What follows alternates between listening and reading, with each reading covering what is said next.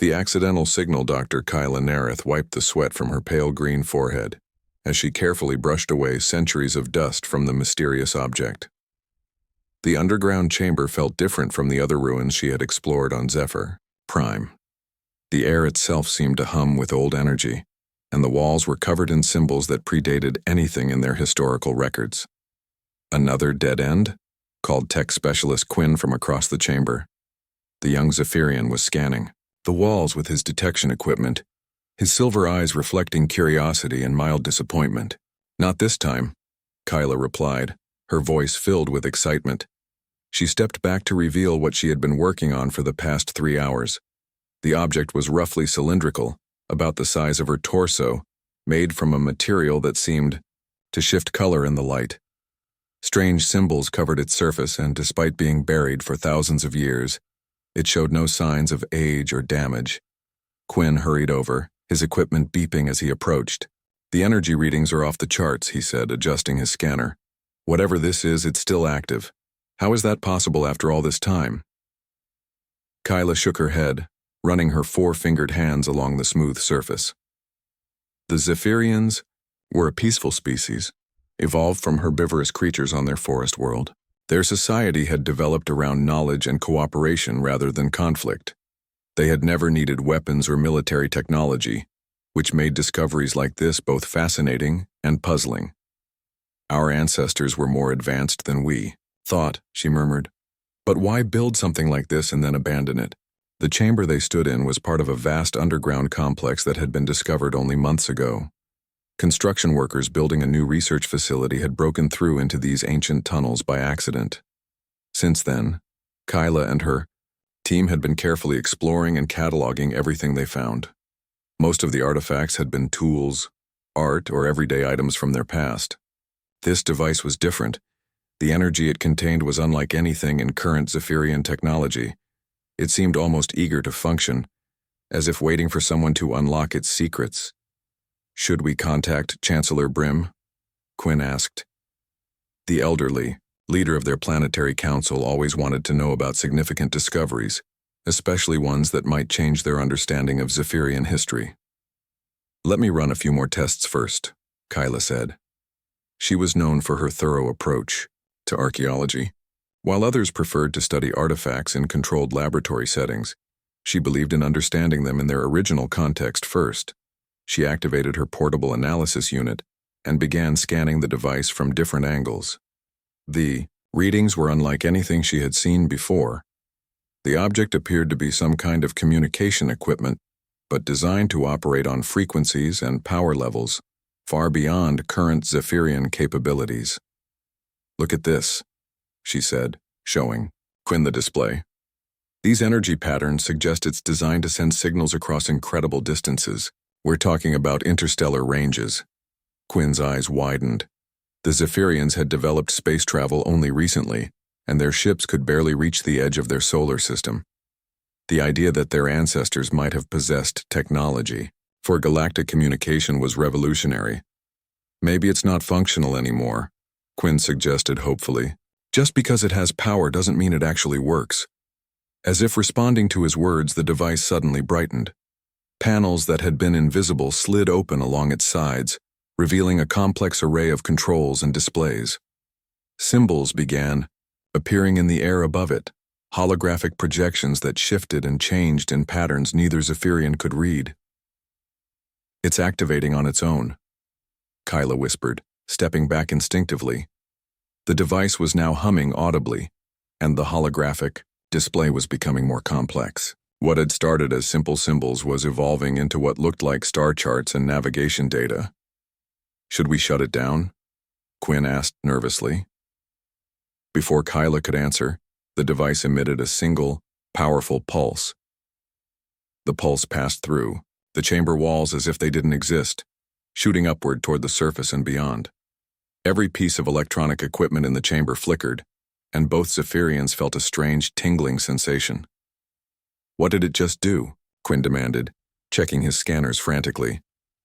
Kyla was studying the holographic display, which had stabilized into what appeared to be a star map with their solar system at the center. A growing circle of light was expanding outward from there, position, moving faster than light itself. I think, she said slowly. It just sent a message. They watched in fascination and growing concern as the expanding signal reached the edge of their solar system and continued into deep space. Whatever message the ancient device had sent was now traveling across the galaxy, announcing their presence. To anyone who might be listening, "We need to contact the Chancellor immediately," Kyla said, finally understanding the magnitude of what had happened. The call to Chancellor Brim's office took only minutes, but explaining the situation took much longer. The elderly Zephyrian leader listened patiently as Kyla described the discovery and the device's unexpected activation. "So we've just announced our presence to the entire galaxy?" he asked, his weathered face showing concern. "It appears so," Kyla admitted. "The signal is incredibly powerful and directed at multiple star systems. If anyone out there has the technology to receive it, they'll know exactly where it came from." Chancellor Brim was quiet for a long moment. The Zephyrians had always wondered if other intelligent life existed in the universe, but they had never actively searched for it. Their society was focused inward, on understanding themselves and their world, rather than reaching out to the stars. "How? Long before we know if anyone received the message?" he asked. "That depends on how far it travels and who might be listening," Kyla replied.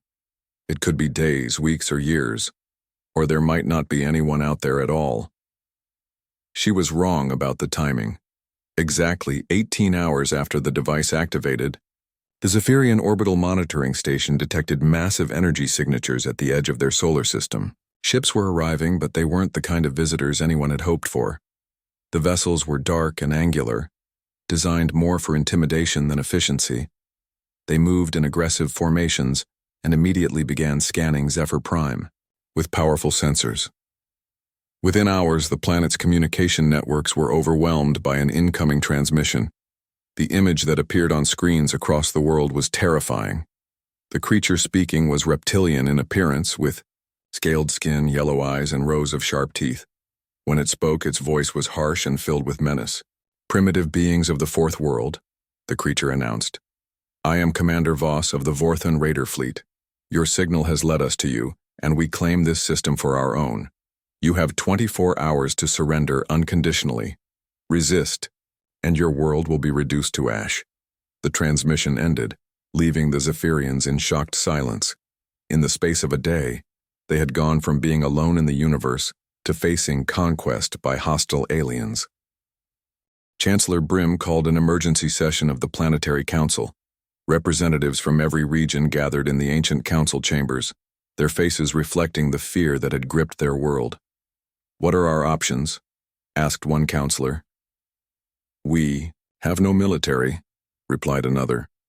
"Our society abandoned warfare centuries ago. We have no weapons, no defenses, no way to fight them." "Perhaps we can negotiate," suggested a third. "Offer them resources or knowledge in exchange for our freedom." Chancellor Brim shook his head sadly. "Did you see their leader?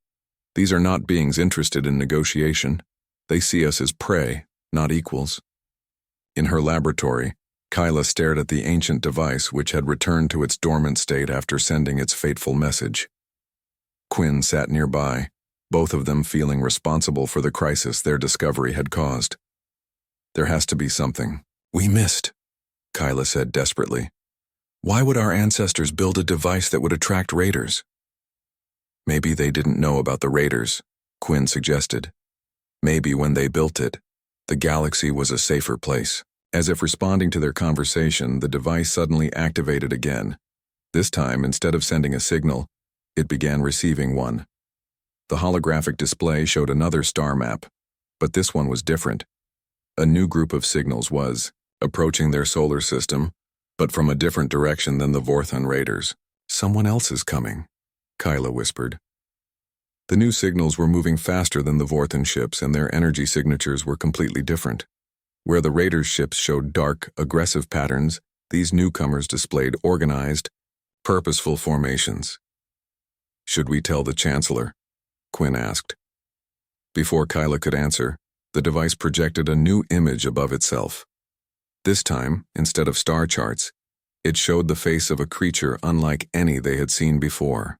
The being appeared to have smooth skin in a light brown color, with hair on its head and kind eyes that looked directly at them. When it spoke, the words came through the device in perfect Zephyrian language, though the accent was strange. "People of Zephyr Prime," the creature said, "we have received your distress signal. We are coming to help. Hold on just a little longer." The transmission ended, leaving Kyla and Quinn staring at each other in amazement. "That wasn't a distress signal," Quinn said in confusion. "Maybe," Kyla replied, studying the device with new understanding. "Our ancestors were smarter than we thought. Maybe they built this to call for help when we needed it most." Above them in the darkness of space, two fleets raced toward Zephyr Prime, each with very different intentions for the peaceful world below. When humans answer the call, Admiral Sarah Chen stood on the bridge of the UES Defiant, watching the tactical display as her fleet dropped out of hyperspace at the edge of the Zephyr system. 47 ships materialized in perfect formation, their hulls gleaming silver against the darkness of space. The human Confederation Navy had received the ancient distress signal while on patrol in a neighboring sector, and Sarah had immediately diverted her entire task force to respond. "Status report," she ordered, her calm voice carrying across the bridge. 43 hostile vessels detected in orbit around the fourth planet, reported Lieutenant Yuki Tanaka from the communications station. "Configuration matches Vorthon raider patterns. They appear to be in attack formation." Sarah nodded grimly. The Vorthons were well known to human forces, a species of aggressive raiders who preyed on developing civilizations. They had been a thorn in the side of peaceful galactic development for decades. "Any sign of planetary defenses?" asked Captain Marcus Torres, the Marine commander who had joined the bridge crew for this mission. "Negative," replied the tactical officer. "The planet shows signs of advanced civilization, but no military installations or defensive satellites. They're completely defenseless." "Classic Vorthon target," Sarah murmured. "The raiders always chose their victims carefully, selecting worlds that couldn't fight back. It was one of the reasons humanity had taken such a strong stance against them." Dr. Elena Vasquez, the fleet's xenoarchaeologist, looked up from her analysis station. "Admiral, I'm reading some very interesting energy signatures from the planet's surface. The distress signal originated from what appears to be a very old communication device, possibly thousands of years old." "How old?" Sarah asked with interest. "Preliminary. Scans suggest it predates the current civilization by several millennia. The technology is remarkably sophisticated, almost as if—" Elena paused, studying her readings more carefully. "As if what, Doctor?" "As if it was designed specifically to contact us. The signal frequency and encoding match protocols from humanity's early galactic exploration period, over 300 years ago." This was unexpected news. Sarah had assumed they were responding to a standard distress call from a civilization in trouble. The possibility that the device had been designed to specifically contact humans raised intriguing questions about who had built it and why. "Admiral," Lieutenant Tanaka interrupted, "we're receiving a transmission from the Vorthon fleet." "Put it through." The main screen displayed the harsh features of Commander Voss, his yellow eyes glaring with typical Vorthon arrogance. When he spoke, his voice was filled with contempt. "Human fleet, you are interfering with a legitimate salvage operation. These primitives activated an ancient beacon and forfeited their right to independence. Withdraw immediately or face the consequences." Sarah allowed herself a small smile. She had dealt with Vorthon raiders before and knew their tactics. They always tried to claim legal justification for their raids, as if stealing from defenseless worlds was somehow legitimate business. "Commander Voss," she replied, her voice professionally calm, "I am Admiral Chen of the Human Confederation Navy. The planet you're threatening is under our protection as of now. You have 10 minutes to withdraw your forces from this system." Voss's scales darkened with anger. "You cannot protect every weak species in the galaxy, human. There are 50 of our ships here." "I count 43, Sarah corrected politely. "And I have 47. More importantly, you're threatening innocent beings who cannot defend themselves. That's something humanity takes very seriously." The transmission ended with Voss snarling, something in his native language. Sarah turned to her crew, her expression becoming more serious. All ships, defensive formation around the planet. Shields up, weapons powered but not targeted. Let's see if they're smart enough to leave peacefully. Meanwhile, on Zephyr Prime, Chancellor Brim and his council were watching the confrontation unfold through their orbital monitoring systems. The sudden appearance of the human fleet had given them hope, but they were still terrified of being caught in the middle of a space battle above their world. In her laboratory, Kyla was working frantically to establish communication with the human ships. The ancient device had activated again, and was projecting a complex interface that seemed designed for real-time communication across interstellar distances. "I think I can contact them directly," she told Quinn, who was helping her navigate the device's controls. "The system is incredibly advanced. It's almost like it was waiting for this moment." After several attempts, she managed to establish a connection. The same human face that had appeared before materialized above the device, but this time the image was clearer and the communication was two-way. "This is Admiral Chen of the human fleet," the figure said. "Am I speaking with representatives of Zephyr Prime?" "Yes," Kyla replied nervously. "I am Dr. Kyla Nareth. I was the one who accidentally activated the device that sent the signal. We never meant to cause any trouble." Admiral Chen's expression softened. "You didn't cause trouble, Doctor. You may have saved your world. Can you tell me about your situation?" Kyla quickly explained how she had discovered the ancient device and how its activation had attracted the Vorthon raiders. She described her people's peaceful nature and their complete lack of military defenses. "We've never faced anything like this," she admitted. "We don't even know how to fight." "You don't need to," Admiral Chen assured her. "That's what we're here for. But I need to understand something about that device you found. My xenoarchaeologist believes it was specifically designed to contact humans. Do you have any historical records about contact with other species?" Kyla shook her head. "Our recorded history only goes back about 2,000 years. Before that, we have myths and legends, but nothing concrete. There are stories about sky guardians who protected our world in ancient times, but we always assumed they were just folklore." Dr. Elena Vasquez appeared in the communication link, her excitement visible. "Dr. Nareth, I believe your ancestors had contact with early human explorers. We have records of a deep space mission from over 3,000 years ago that established communication beacons on dozens of worlds.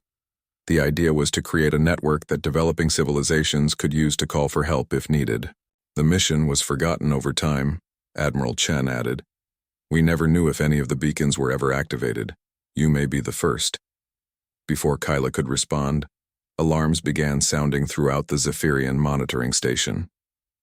The Vorthon fleet was moving into attack formation, clearly having decided that the humans were bluffing. "Admiral," came Lieutenant Tanaka's voice over the communication link. "The Vorthons are powering weapons. They're targeting population centers on the planet." Sarah's expression hardened. "All ships, engage defensive protocols. Protect the planet at all costs. Marcus, prepare your Marines for boarding operations if necessary." The space battle that followed was swift and decisive, but not in the way anyone expected. Instead of opening fire immediately, the human fleet demonstrated their technological superiority in a more subtle way. When the Vorthon ships launched their first barrage of plasma missiles, the human defensive systems didn't just stop them, they redirected them harmlessly into empty space. The human ships then began a coordinated demonstration of their capabilities. They used tractor beams to gently but firmly move Vorthon vessels out of position, disrupted their weapon systems with precise electromagnetic pulses, and showed that they could disable any raider ship without destroying it. Commander Voss, watching, his supposedly overwhelming fleet being handled like toys, finally understood what he was facing.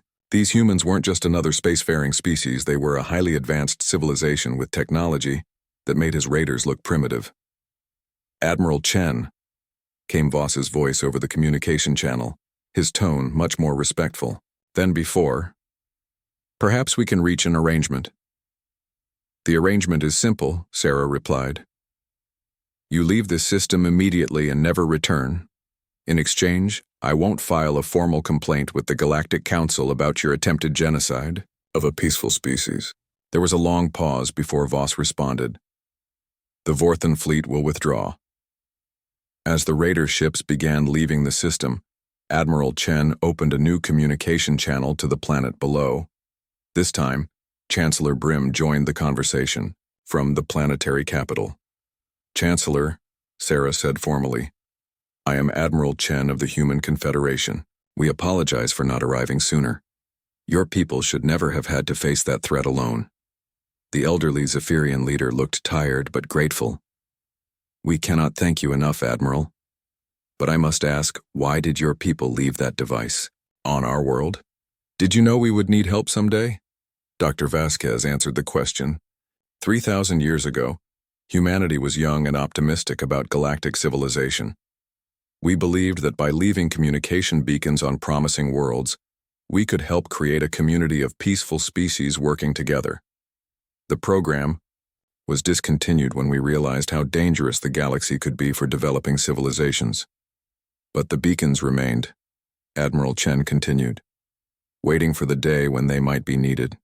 Your ancestors must have understood their purpose and preserved the knowledge somehow, even if only in legends. Kyla looked at the ancient device, which was now displaying what appeared to be historical records projected in three-dimensional, holographic form. The images showed meetings between early humans and ancient Zephyrians, the placement of the communication beacon, and agreements for mutual protection and cooperation. It's all here, she said in wonder. The complete record of the Alliance. Our ancestors didn't forget they hid the information in the device itself, waiting for the day when we would need it.